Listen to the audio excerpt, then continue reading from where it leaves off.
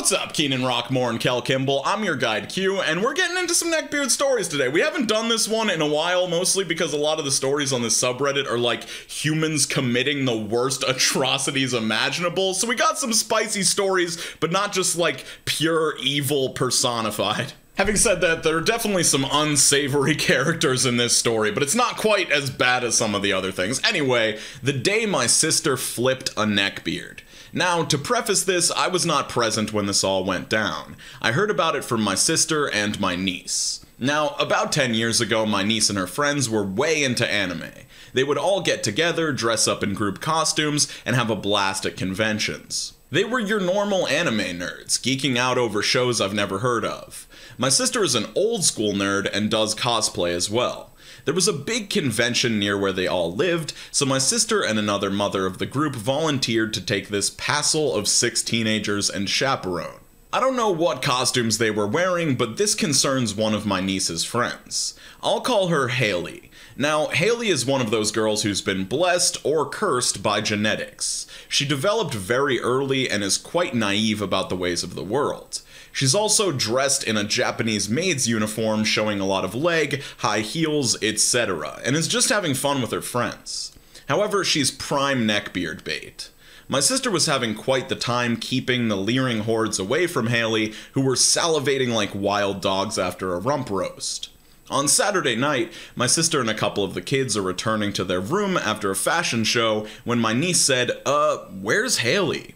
She disappeared and my sister goes into mama bear mode. She starts charging through the convention, eyes keen as she's running around trying to find this wayward 15-year-old. Let me set the scene a bit. My sister is dressed as Bellatrix Lestrange, and she is a disabled veteran. She walks with a cane due to damage done to her legs during the First Gulf War. She's overweight and at first glance doesn't look dangerous. However, she's a fully trained MP and still keeps in practice where she can. My sister and this small group of teenagers come around the corner of the hotel floor and find Haley literally over the shoulder of a huge dude with 2 smaller greasy dudes flanking him. Haley looks worried but not overly concerned, more like, hey, where are we going, guys? Put her down.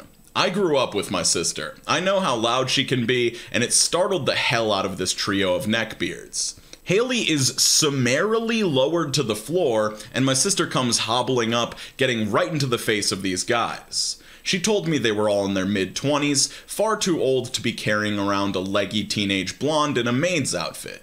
She is 15, you fucks! Get the fuck out of here before I call security! The big guy and other are looking chagrined, staring at the floor, but the one guy isn't having any of it.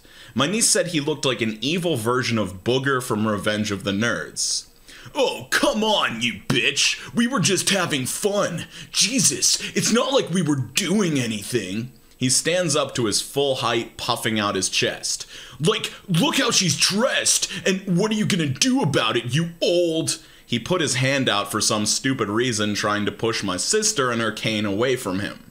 I'm only going by what was related to me by my niece and her friends. My sister is legitimately embarrassed by what happens and ignores me when I try to ask for details. My sister grabs the offending wrist, twists, pulls, and judo tosses this dude right over her shoulder. She follows through by landing on him, putting him in an armbar and wrapping her thighs around him. "What did you just say?" she says, deathly quiet. The guy is screaming in pain and my sister is forcing her fingers into his wrist and everyone is absolutely stunned. Don't you ever talk to me or anyone like that again. I don't care what she's dressed like. She's a girl. Now, here's the problem. Security is never around when you need them. So one of my niece's friends bolts off to con ops trying to get help. Every time the guy struggles, my sister squeezes harder. His friends are looking nervous. It's a Mexican standoff. If she lets him up, there's a chance he's going to go after her. If his friends try to help, there's a good chance my sister will break his arm. Haley is crying softly, sorry she caused all this trouble. My niece is telling her she did not cause this, and the neckbeards brought it on themselves. Finally, 2 security volunteers appear, and my sister rolls off the weasel. He jumps up and starts screaming assault, while Haley and my niece are helping my sister to her feet. This poor, overweight, disabled mother. Guess who security believed?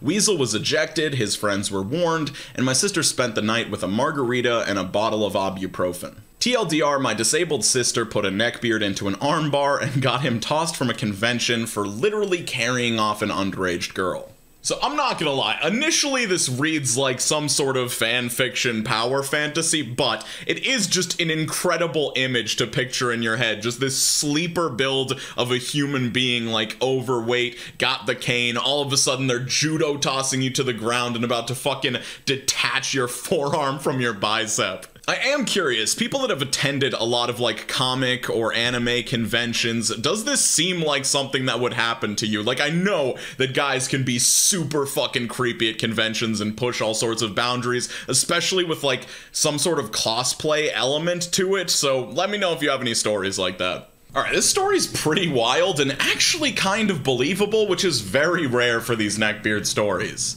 My brother, whom I love, is unfortunately a neckbeard. Here's my story. I never thought I would be posting my own story here, but yup, here I go.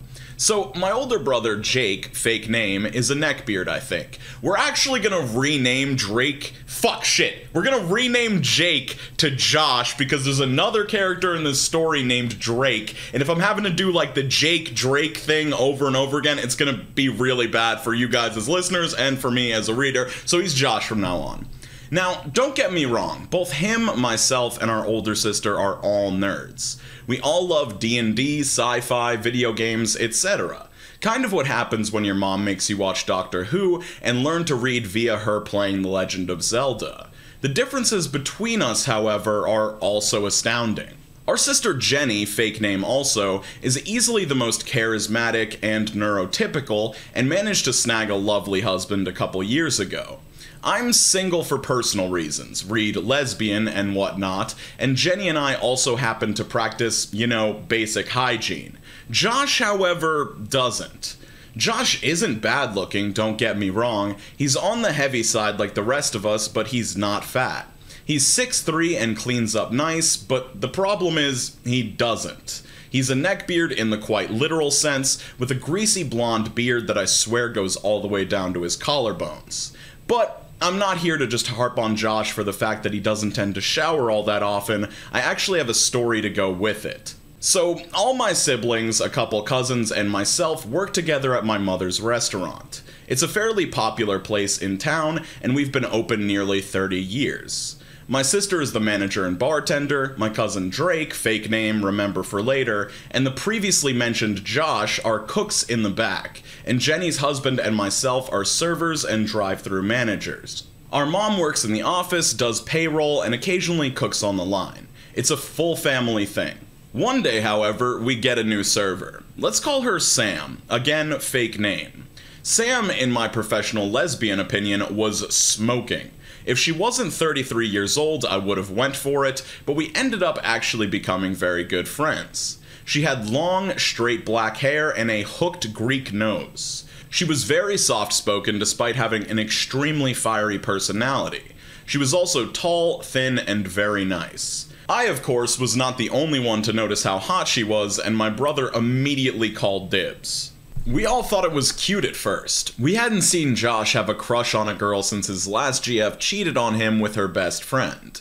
Turns out she was also a lesbian, which, like, cool I guess, but maybe don't cheat on my brother for 4 out of your 5-year relationship.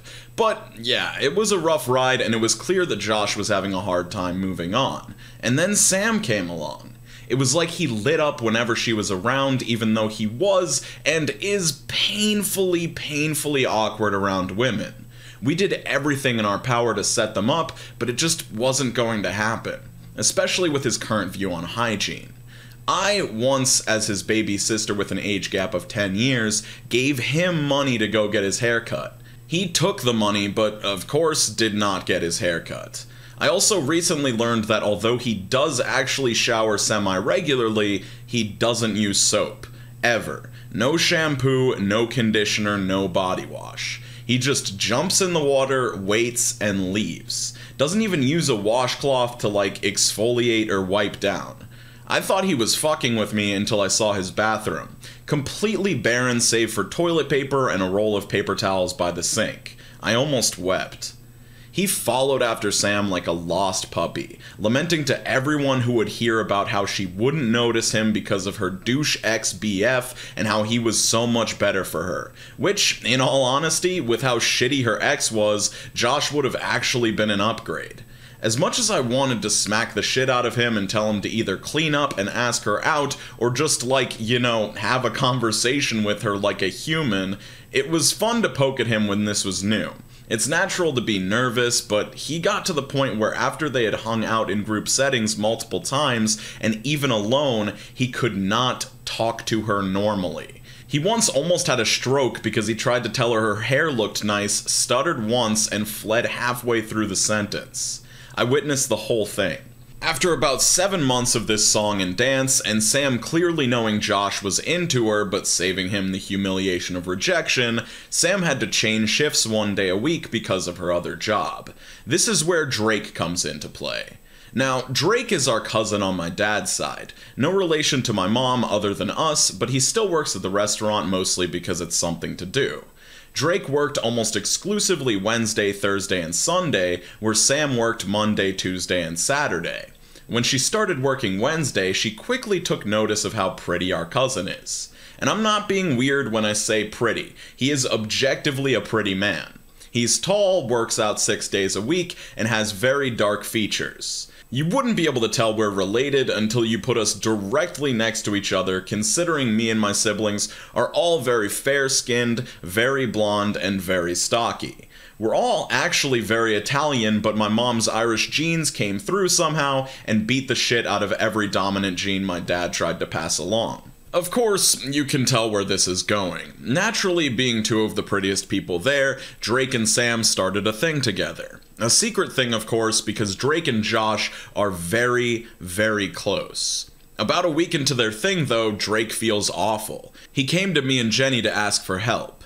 He was almost in tears. He was so guilty because he really did like Sam, but felt he was betraying Josh even though it had been a half year and they never even came close to dating. Jenny and I were stuck between a rock and a hard place. Josh is our brother, but he had time to let things happen and they just weren't going to. Drake and Sam, however, had known each other for maybe 2 weeks before they decided to try things out, and they had very good chemistry together. Drake is also like our second brother, as our dads were close and we were raised more like siblings. This is where things get dicey. I told him to just tell Josh that things between him and Sam were happening, and that telling him would be better than not. Jenny, however, told Drake it was none of Josh's business what either him or Sam did together since, again, they never dated. Josh may have called dibs, but dating someone's crush apparently doesn't break the bro code, but an ex does. Well, one thing led to another, and the worst thing that could have happened happens. Our mom finds out, as moms do. And our mom, being a diagnosed autistic person and completely incapable of lying or keeping secrets, just tells Josh. Not in a mean way or to like expose Drake, but just boom. Gave him the information, no fluff, no it's okays or anything. Just word vomits. And this is where things get neckbeardy. And nice guy-y, nice guy-esque. Josh freaks the fuck out, and not in a reasonable way to finding out your cousin and kind of pseudo-brother is banging your crush. He calls Drake, though it goes to voicemail, as he was actually with Sam on a date, and leaves a 17-minute long voicemail calling Drake a betrayer, a dream killer, a snake, a cheat, and pretty much every Shakespearean insult in the book, etc. He talks about how Sam deserves far better than a liar, someone like, well, Josh, perhaps, who would always give her honesty and trust, unlike the vagabond rake devil liar that is Drake. After that, he blocked our cousin, blocked Sam, blocked Jenny and I for some reason, even though he didn't know we had any involvement at the time. And then proceeds to write a long, again, Shakespearean odyssey on Bookface in a cryptic, totally not about our cousin way, forgetting he had Sam on the mentioned app. Sam actually found the post before Drake had realized that he had a voicemail and messaged both Josh and myself. Josh wrote back, less angry now considering he was talking to his lady love, about how inadequate he felt and that Drake was really a great guy and he just couldn't compete with that, and that he would be happy for them one day but just couldn't now, and that he didn't even think he could just be friends with her. Sam accepted this in stride, told him she loved him as a friend, even though it wasn't the type of love he needed, and gave him space. She and I talked on the phone about it as she consoled my cousin, who was again crying over the voicemail Josh had left. Josh had deleted the Facebook post the next day, realizing it was just a little too cringe, even for him. He did leave Drake blocked though, leading him to use my mom's phone to try and talk to him. It led to a very terse but civil conversation that had a lot of apologies from Drake's end and a lot more "you don't deserve hers" from Josh, though with admittedly less spite. Things weren't fixed, but they weren't on fire. Sam and Drake broke things off less than a week later. She felt so guilty about causing a rift, she even quit the job even though me and my sister miss her dearly. She really was a fantastic employee. I kept telling her she didn't belong to either of them, and it was their faults for A, Josh calling dibs on another human being, and B, Drake just not telling Josh out the gate what was happening. She agreed, but still left on good terms with pretty much everyone. It's been a few months now, and on a lighter note, Drake and Josh are good again.